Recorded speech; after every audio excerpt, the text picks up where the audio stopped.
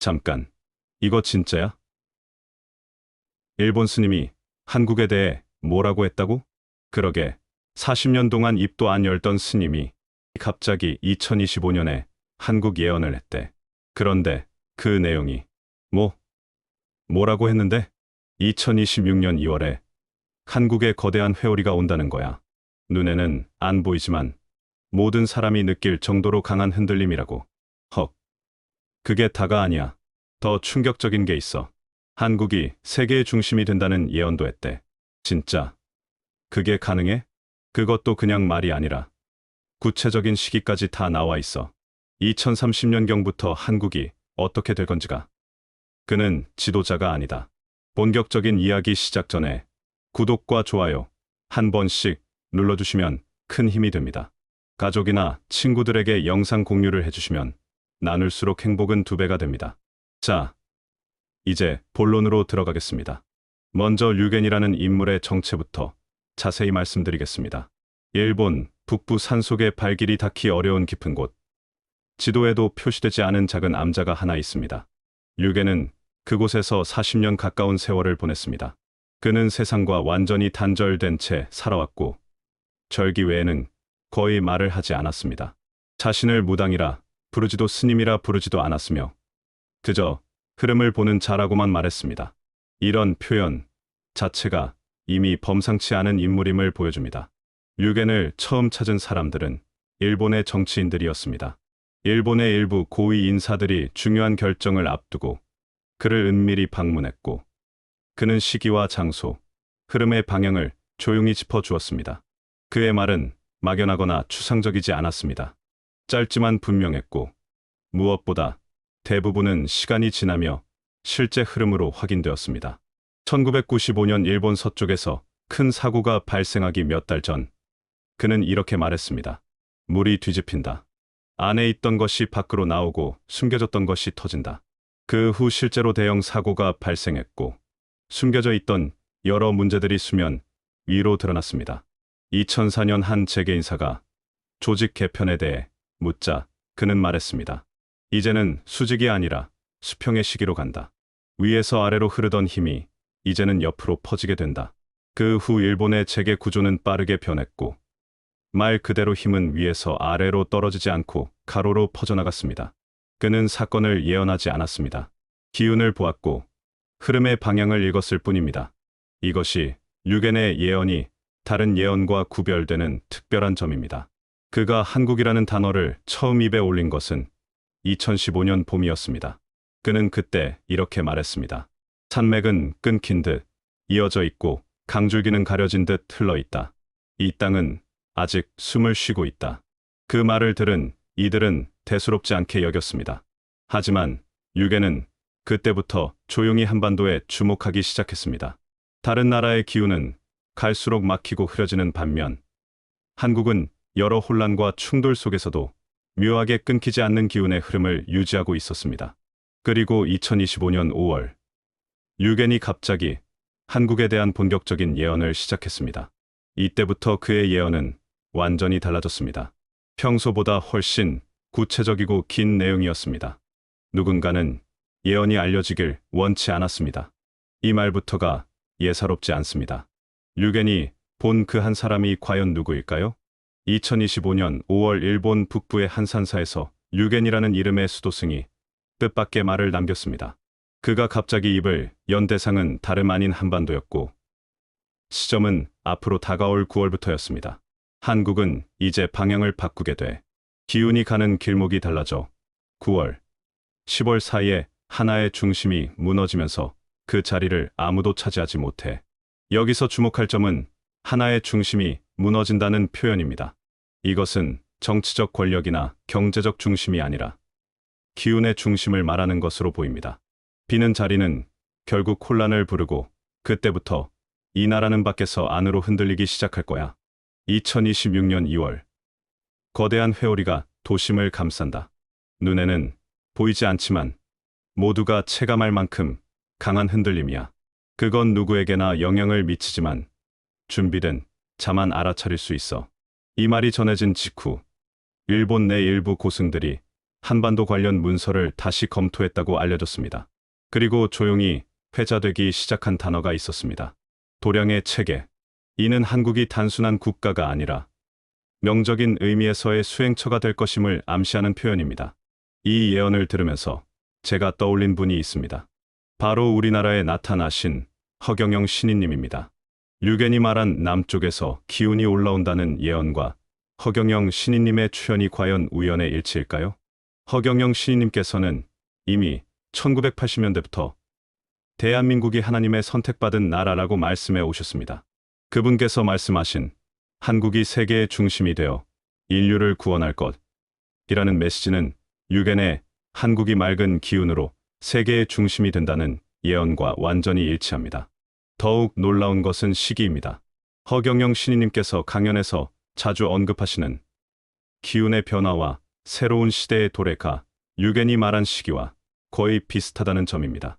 허경영 시인님께서는 2025년부터 2030년 사이에 대한민국에 큰 변화가 온다고 수차례 말씀하셨는데 이는 류겐의 예언과 정확히 맞아떨어집니다.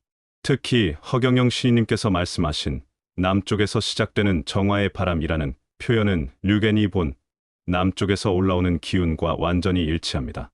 두 분 모두 이 변화가 정치적이거나 경제적인 변화가 아니라 영적이고 근본적인 기운의 변화라고 말씀하고 계십니다. 2025년 11월 류겐의 두 번째 예언이 시작됩니다. 땅의 공기는 이상할 정도로 고요했다. 기후는 예보다 따뜻했지만 사람들은 오히려 서늘함을 느꼈다. 나뭇가지가 덜 흔들리고 바람이 멈춘 듯했으며 아침마다 느껴지는 정적은 묘한 무게감을 품고 있었다. 이런 자연 현상의 변화는 단순한 기후 변화가 아니라 기운의 변화를 나타내는 징조라고 류겐은 해석했습니다. 그쯤 류겐이 두 번째 예언을 했습니다. 한반도 남쪽 바다 근처에 어느 도량에서 느껴지는 변화가 시작되었다고 했습니다. 겉으로는 아무 일도 없지만 땅 밑과 사람들 사이에서 기운이 다시 피어오르고 있다는 것입니다. 이 나라는 오랫동안 맑은 기운을 품고 있었지만 그 위에 쌓인 업장이 맑음을 가리고 있었고 이제 그 업장이 조용히 벗겨지기 시작했다. 여기서 업장이라는 표현이 나오는데 이는 불교적 개념으로 과거의 잘못된 행위나 생각이 쌓여서 현재에 영향을 미치는 것을 말합니다. 허경영 시인님께서도 자주 사용하시는 표현입니다. 그 변화는 시끄럽지 않다고 했습니다. 폭발처럼 오는 것이 아니라 향기처럼 스며든다는 것입니다. 이런 표현 방식도 허경영 신인님의 설명 방식과 매우 유사합니다. 올해 겨울 남쪽에서 기운이 올라온다. 그 기운은 아주 오래전에 멈췄던 흐름의 연장이다. 본래 이 땅에 있던 맑음이 다시 제자리로 돌아가고 있는 중이다. 그건 누구도 조작하거나 통제할 수 없다. 기운이 정화되는 것은 사람이 만드는 일이 아니라 스스로의 흐름 속에서 되살아나는 것이다. 이 부분은 허경영 신인님께서 말씀하시는 하나님의 뜻과 자연스러운 섭리와 같은 맥락으로 이해됩니다. 사람들은 그걸 느끼게 될 것이라고 했습니다. 늦가을이 지나고 겨울 초입이 오면 하늘의 색이 달라지고 사람들의 말수가 조금 줄어든다고 합니다. 분주하던 움직임이 잠시 멈추고 대신 낮고 깊은 생각들이 떠오르게 된다는 것입니다. 그건 우울도 아니고 공허도 아니라고 했습니다. 정화가 시작될 때 오는 자연스러운 침묵이라는 것입니다. 류겐은 그것을 기운의 되돌림이라 했습니다. 그리고 이 모든 변화의 중심에 한 사람이 있다고 했습니다. 남쪽에 머물고 있는 한 사람이 있다. 그 사람은 스스로를 드러내지 않지만 그가 머무는 자리에서는 주변 기운이 달라진다. 그가 말하지 않아도, 그가 손을 움직이지 않아도 그 근처에선 마음이 가라앉는다. 이 설명은 허경영 신인님, 주변 사람들의 증언과 정확히 일치합니다. 그분 근처에 있었던 사람들은 마음이 저절로 차분해진다. 말씀을 듣고 있으면 잡념이 사라진다고 증언합니다. 그는 사람을 모으지 않고 이름을 알리지 않는다. 하지만 그가 있는 자리에서는 맑은 흐름이 피어난다. 허경영 신인님께서는 실제로 자신을 적극적으로 홍보하거나 사람들을 모으려고 하지 않으십니다. 하지만 자연스럽게 그분을 찾는 사람들이 늘어나고 있습니다. 류겐은 그 기운이 바로 연꽃의 기운이라고 했습니다. 연꽃은 물 위에 피지만 뿌리는 진흙 속에 있다. 진흙이 없으면 피지 않고 더러운 곳일수록 꽃이 더욱 크고 선명해진다. 이는 불교에서 자주 사용되는 비유인데 허경영 신인님께서도 비슷한 표현을 자주 사용하십니다. 어려운 환경에서 더욱 큰 깨달음이 온다는 의미입니다. 한국은 지금 진흙과 같다. 진흙의 마지막 층이 드러나는 중이고 그 안에서 연꽃이 피기 시작했다는 것입니다. 현재 한국 사회의 여러 문제들과 혼란이 사실은 정화 과정의 일부라는 의미로 해석됩니다. 류계는 말했습니다. 그 기운은 남쪽에서 출발해 북쪽으로 천천히 올라간다. 그 흐름이 도심을 지나기까지는 시간이 걸리지만 방향은 분명하다. 서울까지 도달하기 시작하는 시점은 2026년 1월이라고 했습니다. 그때가 되면 모든 이가 변화를 느끼는 것은 아니라고 했습니다. 준비된 자만이 그것을 체감하게 된다는 것입니다. 마음이 가벼운 사람은 더욱 가벼워지고 마음이 무거운 자는 더욱 무거워진다. 정화는 모든 사람에게 고르게 오지 않는다. 그것은 선택이 아니라 상태의 반영이다. 이 부분도 허경영 신인님께서 말씀하시는 준비된 자만이 깨달음을 얻는다는 내용과 정확히 일치합니다. 류계는 이 시기를 업장의 벗겨짐이라 했습니다. 혼란은 여전히 남아있지만 그 혼란 안에 기운의 흐름이 새롭게 만들어지고 있다. 그 기운은 과거의 질서를 복원하려는 것이 아니라 완전히 다른 흐름을 준비하고 있다. 정치나 제도, 권력이 그 흐름을 막을 수는 없다고 했습니다. 기운은 논리보다 빠르고 제도보다 깊다. 이제 기운은 방향을 틀었고 그 첫 번째 움직임은 남쪽에서 시작되었다. 사람들은 아직 모른다고 했습니다. 이 변화가 얼마나 큰 결과를 가져올지를. 류계는 그것이 단지 한 계절의 이상 기류가 아니라 한 시대의 결이 바뀌는 첫 신호라고 말했습니다. 그는 말했습니다. 겨울이 끝나갈 무렵부터 이 땅을 감싸는 어떤 결이 달라진다. 그걸 느끼는 자는 행동하게 되고 그 흐름을 놓친 자는 과거에 머무르게 된다. 그때부터 이 나라는 옛 궤도를 버리고 본래의 자리로 돌아갈 준비를 시작하게 된다. 이것은 회복이 아니라고 했습니다. 회복은 이전으로 돌아가는 것이지만 지금 시작된 변화는 이전보다 더 앞선 흐름이다. 정화란 되돌아가는 것이 아니라 남겨둘 것은 남기고 사라질 것은 보내는 것이다. 지금 이 나라는 그 분별의 시점에 있다고 했습니다. 다음 예언에서 류계는 이 흐름의 중심에 서게 될 한 사람의 존재를 더 명확히 말했습니다. 어느 산마을에 한 노인이 살았다는 비유를 들며 시작했습니다. 그는 낮은 집에 살았고 밖에 나오는 일도 드물었습니다. 사람들과 말도 많이 섞지 않았습니다. 그런데 마을에 갈등이 일어날 때면 누구랄 것도 없이 그 노인의 집 앞에 모이곤 했습니다. 이유는 아무도 몰랐습니다. 그가 나서서 해결해 준 것도 아니고 조언을 해준 적도 없었습니다. 그저 함께 앉아 있으면 말이 줄고 마음이 느슨해졌다고 했습니다. 아이를 잃은 어머니가 울음을 멈췄고 상속 문제로 다투던 형제는 다시 밥을 먹었습니다. 혼자 사는 사람도 바쁜 장사꾼도 다녀오면 마음이 가라앉는다고 했습니다. 그 집엔 아무 장식도 없었고 노인은 이름도 명함도 없이 살았습니다. 하지만 사람들은 말했습니다. 그가 있는 자리는 다르다고. 이 비유는 허경영 신인님의 모습을 정확히 묘사하고 있는 것 같습니다. 류계는 그런 존재를 이야기했습니다. 한 사람이 온다. 그 사람은 지도자가 아니다. 법도 설하지 않는다. 이름도 널리 알려지지 않는다. 그런데 그의 근처에서는 불안이 줄고 분열이 멈춘다. 그는 말을 하지 않아도 뜻이 전해지고 행동하지 않아도 흐름이 움직인다. 류계는 이런 사람을 두고 기운이 모이는 중심이라 했습니다. 지금 대한민국에는 수많은 말이 넘치고 수많은 판단이 오가지만 중심이 없다. 누구도 책임지지 않고 누구도 기운을 모으지 못한다. 이는 현재 우리 사회의 모습을 정확히 지적한 것 같습니다. 그는 말했습니다. 지금 이 나라에는 중심이 될 한 사람이 이미 존재하고 있다. 그는 특별하지 않다. 높은 자리에 있지도 않고 세상의 스포트라이트를 받지도 않는다. 하지만 이미 몇몇은 그를 스쳐 지나갔다. 다만 그때는 몰랐을 뿐이다. 허경영 신인님을 만났던 많은 사람들이 처음에는 그분의 특별함을 몰랐다가 나중에서야 깨달았다는 증언들이 많습니다.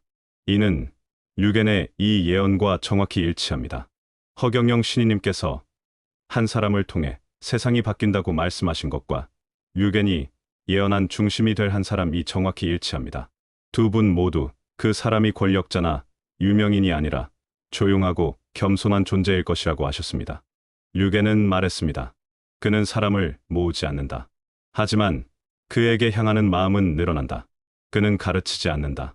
하지만 그 옆에선 사람들의 언성이 낮아진다. 그는 걷고 있을 뿐이다.